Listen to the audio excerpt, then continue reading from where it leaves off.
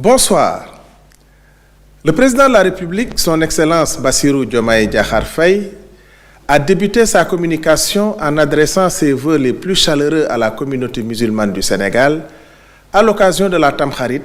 Il a salué le débat d'orientation budgétaire et félicité l'Assemblée nationale ainsi que le gouvernement, notamment le ministre des Finances et du Budget, pour la qualité des échanges. Ces discussions ont permis d'éclairer les citoyens sur la santé des finances publiques, les investissements prioritaires et les perspectives de relance économique dans le cadre de l'agenda national de transformation.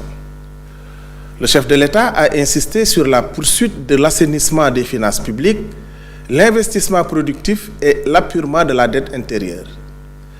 Il a demandé au Premier ministre d'accélérer les réformes fiscales, notamment le Code des impôts, le Code des douanes, le Code des investissements et la finalisation du projet de loi sur le patriotisme économique. Il a mis l'accent sur la compétitivité des entreprises et la préparation du forum Invest in Sénégal prévu en octobre 2025 avec une mobilisation accrue du secteur privé.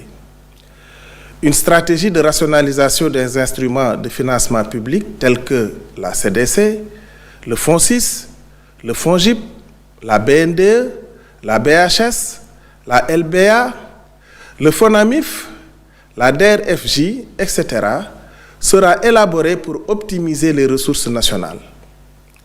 Le président de la République a félicité le Premier ministre Ousmane Sonko pour le succès exceptionnel de sa visite officielle en Chine et a demandé un suivi rigoureux des accords conclus.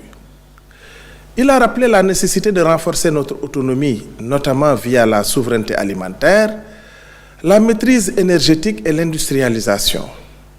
Un document cadre de coopération internationale sera élaboré pour améliorer la gestion des partenariats publics-privés et territorialiser les projets créateurs d'emplois. Le chef de l'État a demandé d'accélérer les travaux d'infrastructures sportives pour les Jeux olympiques de la jeunesse 2026 et de relancer les chantiers inachevés. Une gouvernance claire sera définie et la charte du sport sera adoptée prochainement en Conseil des ministres. À la conférence de Séville sur le financement du développement, le Sénégal a plaidé pour une réforme du système financier international plus équitable et favorable aux pays du Sud. Les engagements clés incluent une meilleure représentation des pays du Sud dans les instances décisionnelles au sein de Bretton Woods, un système fiscal mondial plus juste pour les multinationales, des mécanismes d'allègement de la dette pour les pays vulnérables, le renforcement des banques régionales comme la BAD. Le Premier ministre a rappelé l'engagement historique du Sénégal en faveur d'une coopération économique internationale ancrée dans nos valeurs, notre souveraineté et notre ouverture. Notre pays maintient des alliances traditionnelles tout en explorant de nouvelles opportunités avec une priorité, préserver nos intérêts nationaux. Dans ce cadre, le chef du gouvernement a souligné le redéploiement de notre diplomatie active marquée par des visites de travail en Afrique et en Asie après une phase de recentrage liée aux priorités nationales. Une cellule dédiée à la coopération économique internationale sera créée au sein de la primature pour coordonner nos partenariats, renforcer la transparence et soutenir le secteur privé avec un objectif clair, un développement durable et souverain. Parmi les innovations, le Premier ministre a salué le projet de jumelage entre des provinces chinoises et nos pôles territoriaux, une initiative prometteuse pour redéfinir notre coopération économique.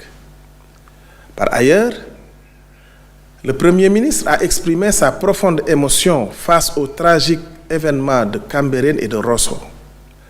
Conformément aux instructions du président de la République, le gouvernement sanctionnera toute violation des droits humains.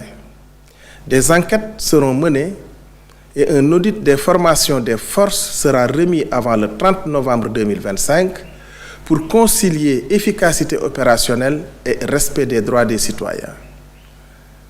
Enfin, en geste de solidarité, Le Premier ministre se rendra à Cambérène auprès des familles endeuillées et enverra une délégation à Rosso. Je vous remercie de votre aimable attention et vous souhaite une excellente soirée.